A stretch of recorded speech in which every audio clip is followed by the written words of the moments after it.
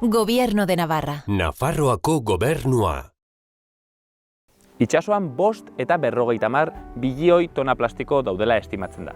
15% gainazalean, 15% tarteko uretan eta 70% azpiko uretan.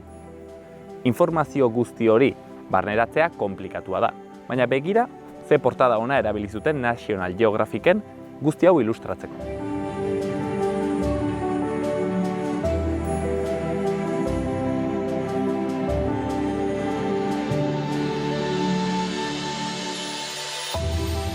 Edo begira Greenpeacek ze spot ona egin zuen.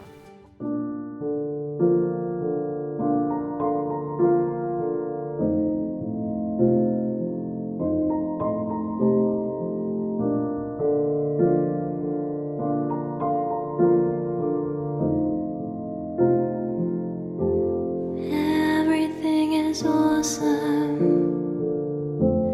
Everything is cool when you're part of a team.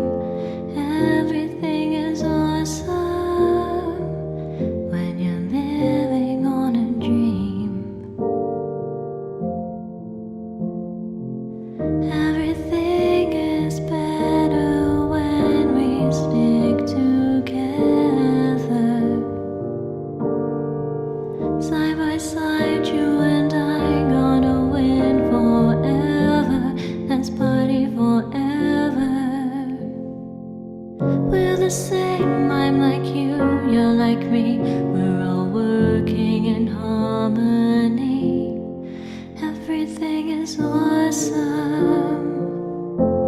Everything is cool when you're part of a team.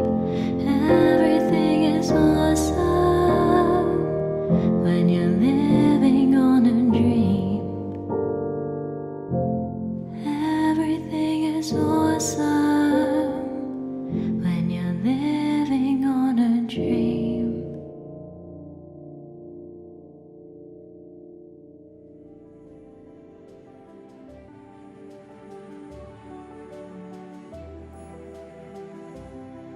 Ekologismoan bi arazo nagusi ditugu. Ez ditugu arazoak ikusten eta ez dugu arazoen larritasuna sentitzen. Hortaz, arteak arazoak ikusten eta arazoak sentitzen lagun diezaguke. Gaurko saioan, ekologismoa eta artearen arteko harremanaz solastuko gara.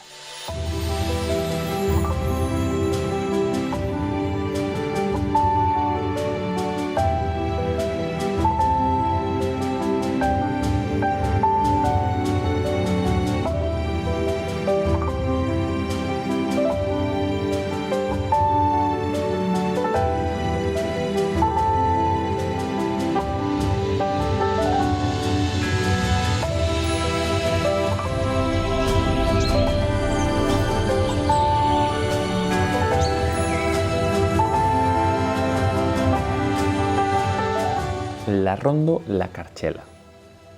Zerurantz zut.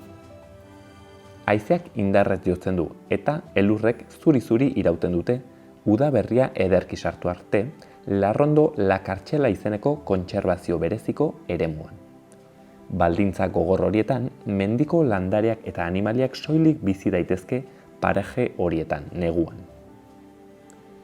Udako hilabeteetan berriz, temperatura igotzeari esker, hazienda buruak altuerako larreetan bazkatzen dira, eta mendizale haunitz inguru honetara etortzen dira, belagua eta mintxate aldera dauden ikuspegi zoragarria gozatzeko.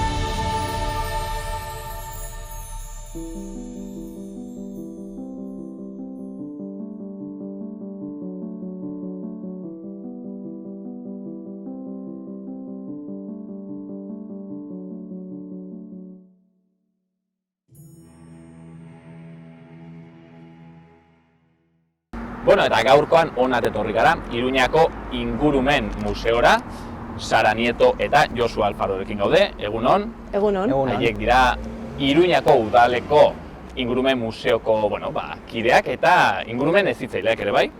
Mil esker etortzeagatik, eta haiekin artea eta ekologismoaren harreman horretaz solastuko gara, artea eta ingurumena, eta, horretaz solasaldi txiki bat egiteko. Josu, zurekin hasiko naiz, galdera bat, nonbaitetik hasteagatik. Zuek hezitzaileak zareten aldetik, informazioaren transmisioan, arteak toki berezia du, hau da, artea baliabide berezia da edukiak transmititzeko? Bai, gure lantaldetik pentsatzen dugu ezinbestekoa dela. Azken finean, pentsa ezazue, gure bizitzan, haurtzaroan eta zer dauka eragin gehiago. Eskolan ikasitako bigarren mailako ekuazioak, edo agian filme batean, edo ipuin batean jasotako emozio bat, bai? Pentsatzen dugu informazioa funtsezkoa dela, datuak eta normalean ingurumen hezkuntzarekin lotuagoak dauden horiek, baina sinesten dugu eta bultzatzen dugu baita ere hunkitu egiten gaituena. Nolabait pentsatzen dugu bihotza, gure emozioak ukituta, jendearengan eraldaketa edo akzioa errezagoa dela sortzen edo pizten. Beraz, emozioetan dago gakoa, Sara, emozioak toki berezia dute ekologismoan, erran nahi dut, ez? Nire sentsazioa da, informazio andana bat dugu, ez? Aldaketa klimatikoaz, kutsaduraz, mila gauzetaz informazioa da nahi, eta hala eta ere, badire karentzia nabariak jendartean, ez? Eta orduan erranda hondizetan, kontua hemen, Josu karraten zuen bezala da, emozioetara iristea. Bai, ikusia dago, naiz eta zuk edukiak barneratu. Ez bazaitu emozionalki ukitzen, zerbaitek, zaila da gero aldaketak egitea. Eta emergentzia klimatiko eta ingurumen krisi honetan ikusten dugu ezinbestekoa dela jendearen emozioengan nolabait atentzioa lortu, benetan aldaketak sortzeko, bai? Ze bestela, edukiak, datuak, guzti hori badakigu telebistan daude, edonon ditugun edozein informazio horiek, baina zerbait gehiago behar da, edo bestela ez dugu esfortzurik eginen, ez? Hain zuzen ere, solastu da gaur egun infoxikazioaz. Ez dakit, txostenetan eta ateratzen diren informazio guzti horiek gutxi balio dute, erran dezakegu? Nik ez nuke esango informazioak gutxi balio duenik. Maila ezberdinak egon behar dute, eta mezua hainbestetan errepikatu beharrean, igual saiatu behar dugu beste forma batzuetan iristaraztea hiritargoari. Eta aurretikan aipatzen zenutena, bai, emozioak batzuetan informazio eta datu gehiegi jasota, batez ere ingurumenan jasotzen ditugun datuak askotan oso negatiboak dira. Eta hainbeste datu negatibo horiek ze emozio piztutzen dute, antsietatea, bai, eko-antsietatea aipatzen da gaur egun, eta horrek ze eragin du, ze akziotara eramaten gaitu, nolabait ihes egitera. Beste gauza batzuetan nahi dugu burua jarri eta energia jarri, eta logikoa da. Haizu, beti jasotzen ari baldin bagara mezu negatiboak, bai, eta gainera mezu hotzak, datuak eta abar, azken finean niri ateratzen zaidana da, beste gauza batera jotzea. Eta orduan, landu behar ditugu, piztu behar ditugu beste emozio batzuk, beste mezu batzuk, eta horretan arteak badu zeresan handia gainera. Nik uste datuak ongi daudela, ez dakit arazoei edo neurri hartzeko, baina besterik ez. Behin neurria hartuta, gaur egun hartu diogula badakigu zelako neurria duen adibidez krisi klimatikoa edo, beste gauza batera. Jendea ez da mugitzen 2 gradu errateagatik, ez? Behar duzu hori nolabait ere transmititu. Edo bizi, zeuk ere bizi, 2 gradu horiek agian ez dituzu nabaritzen, baina nabaritzen duzu zure uholdeak eta baratza urtero uholdotzen zaizula, edo etxea, edo auskalo. Orduan beste gauza batzuk igual bai nabaritzen dituzu, gertuago dituzunak, baina datuak horrela, globalak batzutan zaila. Eta arteaz ari garela, Sara, informazio transmisiotik badakigu gure jendartean eman behar direla aldaketak plano handitzetan, plano horietako bat, seguraski, eta garrantzitsuenetako bat da aisialdia bera, ez? Bai. Gaur egun duguna aisialdia erabat kontsumista delako. Bai. Eta, bueno, hor proposatzen dire, behar direla, bertzea aisialdi forma batzuk, ez inpaktu txikikoak, ez? Artea izan daiteke alternatiba horietako bat, ez dakit, ez? Museo batetik paseatzeak, seguraski ez du, kotxe batekin bidaiatzeak duen inpaktua adibidez. Izan daiteke, bai, esaten duzuna, ez? Azken urteetan bai lotu izan dugula aisialdia kontsumoarekin, eta horrek ematen dizun ongizate sentsazio hori bada oso arina, ez? Gazkorra. Gero, bada momentukoa, baina gero desagertu egiten da.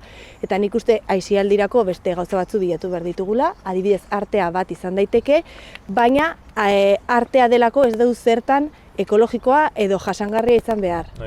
Vale, zeren jarri daiteke oso modan ez dakit, ez daki zer bisitatu, kulturalki superfamatua delako edo baduelako garrantzi handia, baina ez dakit, milaka kilometro bidaiatzen duzu horretara, ez? Edo turismo kulturala edo dena delakoa, eta kasu batzuetan askotan ere, ez da ez jasangarria, ez ekologikoa. Hori da, edo adibidez bururatzen zaitez, musika bera ze elementu ederra den, eta berez bere horretan ez duela inpaktu gehiegirik, baina, karo, segun zer egiten zuen horrek, baldin bazaude dispositibo teknologikoz erabat hornitua, horrek badu bertze inpaktu bat, segurazki Spotifyen egotea entzuten egunero ez dakit zer gauztek, horiek badute inpaktu bat guk ez dugula ikusten. Eta hemen, hoixen da. Neurria, ez? Bai, neurria eta gero ere, nik uste ere, artea eta izan daitekela hemengoa, ez? Edo gertukoa ere. Ez bakarrik hori modan dagoen edo zein, ez dakit berdin zaite, eraikin, leku edo talde, ez? Eta kontzertuera gian, saiatu behar gara hemengoa ere bultzatzen, zeren gainera horrek ere gero baditu beste ondorio positibo batzuk.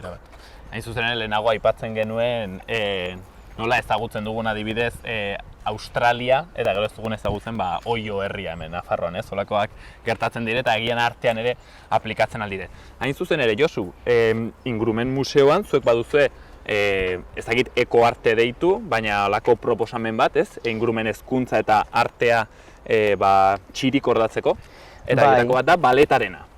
Bai, baletarekin egiten dugu proiektu polit bat, gainera mugaz gainekoa, Akitania berriarekin, iparralderekin, Gipuzkoa eta hemen Iruñan. Eta baleta eramaten dugu bigarren hezkuntzara, Malandain Ballet konpainia internazional batekin egiten dugu lan, eta orduan urtero garatzen dugu unitate didaktiko bat, ingurumen gai bati buruzkoa, eta horri lotuta lantzen dugu baita ere Malandain Balletak repertorioan duen obra bat. Eta orduan gazteak joaten dira benetazko antzerki batera, Victoria Eugenia antzokira, hain zuzen, eta hori dantzaren bitartez, gorputzaren bitartez landu egiten dituzte ingurumen gaiak. Adibidez, plastikoak, ozeanoetan sortzen dituzten problemak, eta horrek zelotura du baita ere gure eguneroko bizitzarekin. Begira, hain zuzen ere leheno aipatzen genuen nola baitera, aisialdi ez kontsumistaren eredu bat da dantza bera, ez? Gauza ederra eta nola baitera dantza egitek ez dugu. Eta gero komentatzen zenutena, interesgarria da, artean batzuetan pentsatzen dugu beste batek egiten duen zerbait, gu jasotzera joaten garela, baina Ingurumen Hezkuntza Museoan baita ere saiatzen gara norberak sormena lantzea, eta hemen baditugu halako proiektu zehatzetaz gain, gure hiritargoaren programazioan, normalean txertatzen ditugu lantegiak bat edo bi, artea gu geuk sortzeko, gu geuk ere sentitzeko, baina sortzaile moduan. Ze azken finean ez da museotara, ikustera, jasotzera joan behar dugun zerbait. Gu geuk ere gure eskuekin eta gure sentimenduekin bide hori egiten aldugu. Eta bertze proposamen bat, ekoarte horrena, izanen litzateke, baduzuen ekozine film jaialdia. Ez dakit ongi errandudan, baina baduzue hori, ez? Ekologia eta zinea lotzeko bertze proposamen hori. Bai, ekozine egiten dugu Zaragozako elkarte kultural batekin, han hasi ziren orain dela nik uste 14 o 15 urte, eta hemen 5. urtea da guretzat. Eta horretan eskaintzen dugu bigarren hezkuntzara saio batzuk, laburmetraiekin, Jarriko ditugu, guk ere. Oso bitxia da, gainera hori, 3 minututako artelan batekin nolako mezuak bidaltzen aldiren, mezu sendoak, indartsuak, eta aldi berean batzuetan oso konplexuak, bai? Laburmetrai bat behin eta berriro ikusita, etekin asko ateratzen alzaio. Eta gainera, gaur egungo gaztek jasotzen duten mezu pila, modu audiovisual batean, ez? Eta horretan ere landu nahi dugu jarrera kritiko bat. Eta gero eskaintzen dugu baita ere Golem Zinemetan, hiritargo osoarentzat sarrera doan izan da, ekartzen ditugu mundu osoko dokumentalak, eta bitxia da baita ere, ez? Ez dakit zerbait esateagatik, Teheran badirudi oso urrun dagoela, beste realitate sozial bat dela, baina gurekin partekatzen dituzte ingurumen problemak. Nola gauden azken finean herri bakar batean, gure planeta hau dena, eta nola sortzaile guztiak, zineman edo dena delako artelanetan, elkar banatzen dute mezu hori, ez? Baditugula problema batzuk, eta badirela guztion artean jorratzen alditugun irteen bide batzuk. Hain zuzen ere, artearen nolabait ere bertute horietako bat dela ikusten ez diren gauza horiek hurbiltzea gure begietara, ez? Bueno, honekin iritsi gara gaurko saio motz honen bukaerara, bukatu aurretik eskatuko dizuet, saio haunitzetan eskatzen dugun gauza hori bera da. Hain zuzen ere arteaz ari garenez, ematen aldi guzue, gomendatzen alduzue liburu, pelikula bat, krisi klimatikoa, krisi ekologikoa eta bar lantzen duena? Kostatu zaigu, egia esan da, kostatu zaigu gaur goizera arte egon gara horri buruz hitz egiten, eta ni igual adinarengatik klasikoetara igual 80 hamarkadara jotzen dut, eta ni gustatu zitzaidan asko umetan ikusi nuelako agian Bailando con Lobos, 8ekin dantzatzen, suposatzen dut dela euskaratutako izenburua. Nere amak kontenegu. Eta hor Kevin Costner ikusten dugu, eta nik uste dut, modu metaforiko batean ikus daitekela gaurko gure egoeraren antzera, bai? Hor dago hasieran pertsonaia edo protagonista egoera kritiko batean, bere burua topatzen du hor, eta nolabait eukitzen du, astindua sentitzen du bere burua, ez? Eta zer gertatzen zaio ondoren nola topatzen du baita ere natura, ez? Kasu horretan Amerikako belardi zabaloiek, baina hemen ere badugu natura pila, konektatzeko, lotzeko eta nolabait sustraitzeko, ez? Eta elikatzeko, eta mezu positibo horiek jasotzeko baita ere. Hortzen gomendioa, Sara? Begira, niri etorri zitzaidan burura eta ez du krisi ekologikoari buruz hitz egiten, baina baita ere bada nire haurtzaroan gogoratzen dudan liburu bat irakurri nuena, Enid Blyton, eta bada La Granja del Cerezo. Eta bertan, bada asko pixka bat, badago erlazionatuta Josuk esaten duenarekin, eta ikusten dut ere ze garrantzia duen emozioekin lotzea. Zeren liburu horretan ere, bada nolabait, badira haur batzuk, gaixotzen zirela, eta bidaltzen dute haien osaba izebekin landa eremu batera. Eta han nola zuhaitz batean, eta han bizi diren animali guztiekin nola naturarekiko lotura hori nola bizi duten, eta oso polita. Eta gogoratzen dut hori, orduan benetan ikuste konektatu behar garela naturarekin hori gero benetan zaintzeko eta sendatzeko, gugeu sendatzeko. Hortzen gomendioa ez da kasualidadea, ez? Seguraski haurtzaroko baliabide horietaz oroitza, historia horietaz oroitza, aipatzen genuelako hasieran ere, hori emozioak ukitzen ditugunean, hor sortzen da aldaketa bat gure barruan, eta hortaz artearen eta ekologismoaren gai hori jorratu dugu gaur, gai eder bat delako eta aldaketak eman behar direnez, erabil dezagun giza baliabide eder hori. Beraz, mil esker haunitz, biei? Eskerrik asko, Gorka. Eta hortzen zuen ere ingurumen museoaren gomendioak eta baleta eta ekozinea film jaialdia jarrai dezagun.